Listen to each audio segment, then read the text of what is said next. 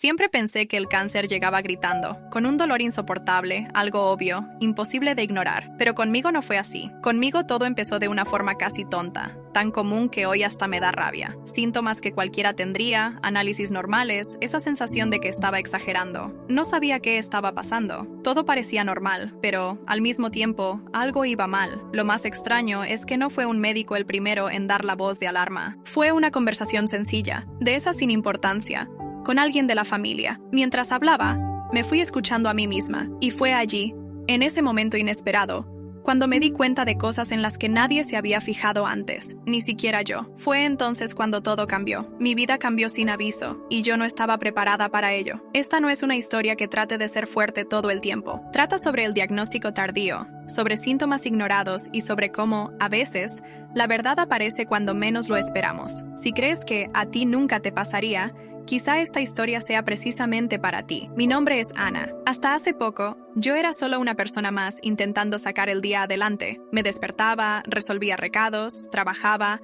me quejaba del cansancio y seguía. Nada llamaba la atención, nada parecía fuera de lugar, todo parecía normal. Si esta rutina se parece a la tuya, comenta aquí abajo y suscríbete al canal, porque esta historia empieza exactamente donde mucha gente cree que no hay nada que ver. Siempre he sido segura por fuera y algo ansiosa por dentro, de las que le dan largas al malestar y dicen, luego lo miro. Mi vida era previsible, casi cómoda. No pensaba en enfermedades, y mucho menos en un diagnóstico tardío. Eso era algo lejano, de otras personas.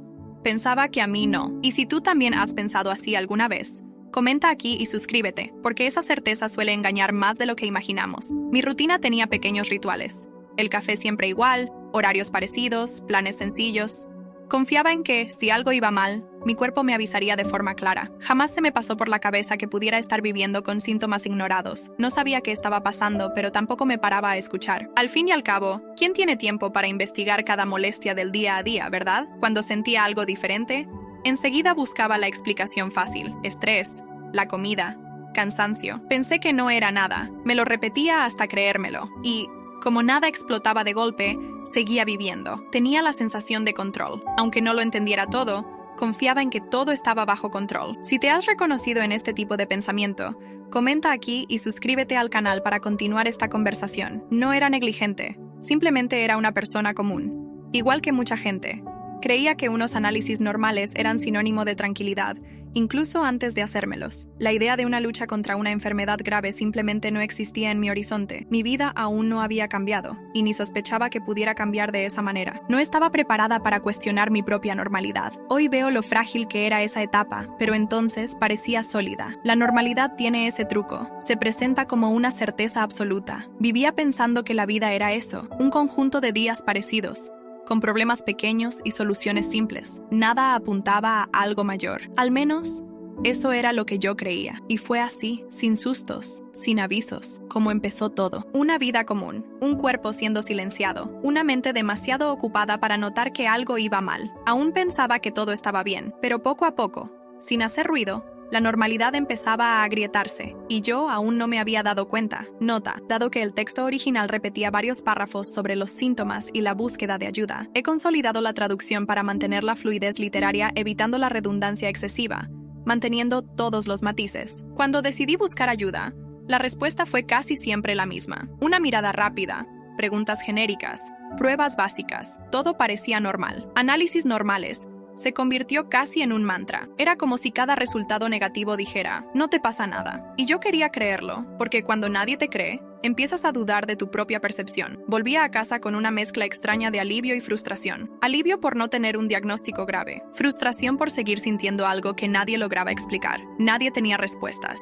Y cuanto más intentaba explicar lo que sentía, más parecía que estaba exagerando. Como si fueran cosas de mi cabeza. Los síntomas iban y venían, nunca en línea recta. Algunos días mejores, otros peores. Esa irregularidad lo confundía todo. Creaba esperanza. ¿Ves? He mejorado. Así que no es nada. Pero luego volvía. Y yo seguía atrapada en ese ciclo de ensayo y error.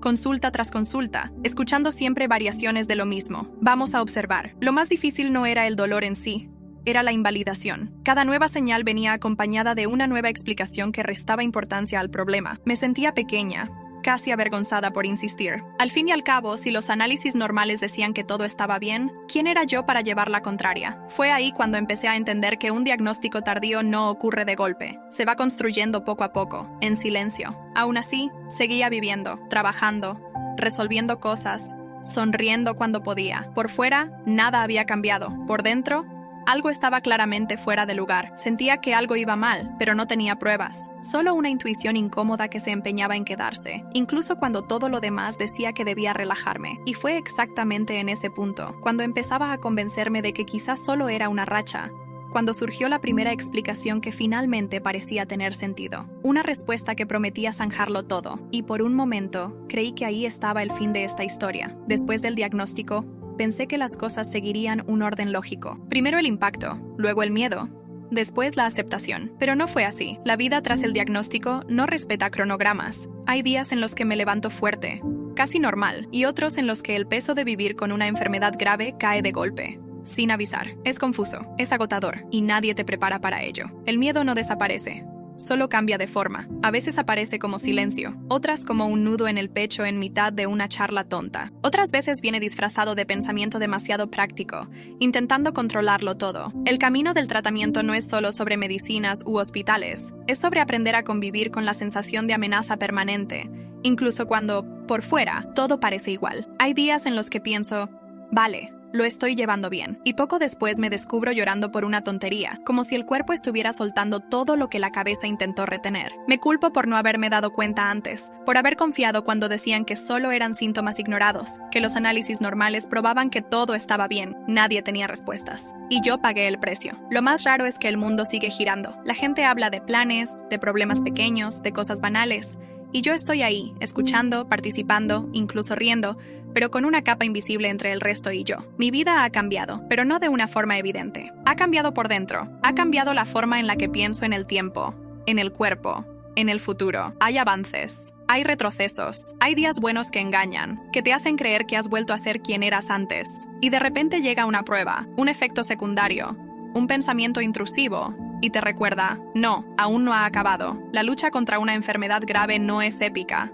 Es repetitiva, es silenciosa, está hecha de pequeños actos de valentía que nadie ve. También he tenido que lidiar con una nueva versión de mí misma, menos ingenua, más atenta, a veces más dura, otras más sensible de lo que me gustaría. Reconstruir la identidad en medio de todo esto no es bonito ni inspirador todo el tiempo. Es imperfecto, es confuso, es aceptar que ya no soy la persona de antes, pero que tampoco sé exactamente en quién me estoy convirtiendo. Y quizá lo más difícil sea admitir que aún no tengo respuestas. Sigo viviendo, haciendo planes a corto plazo, aprendiendo a respirar en el ahora. El camino continúa, pero no en línea recta. Se tuerce, retrocede, avanza, agota. Y en medio de todo esto, sigo intentando entender cómo es seguir siendo yo, después de que todo haya cambiado de verdad. Hoy, si alguien me pregunta cómo estoy, me bloqueo por un segundo, porque la respuesta nunca es sencilla. Hay días en los que digo, estoy bien, y hasta me lo creo. En otros, solo respondo, tirando, porque es lo más honesto que puedo decir. Viviendo con una enfermedad grave, uno aprende que estar bien no es un estado fijo.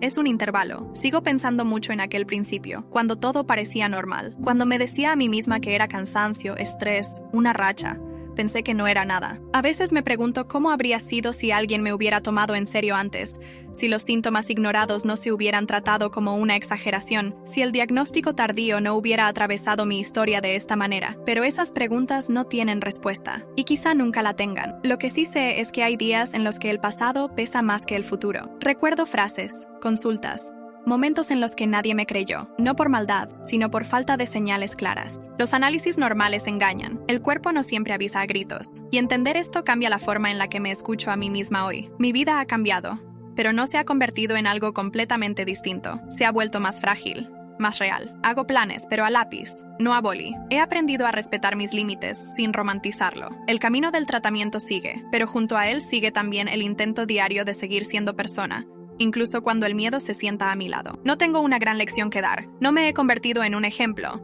ni en un símbolo de fuerza constante. Hay días en los que soy valiente. Hay días en los que solo existo. Y quizá eso ya sea algo. La vida tras el diagnóstico no viene con manual. Viene con improvisación. No sé cómo termina esto. Solo sé cómo es vivir dentro de ello ahora.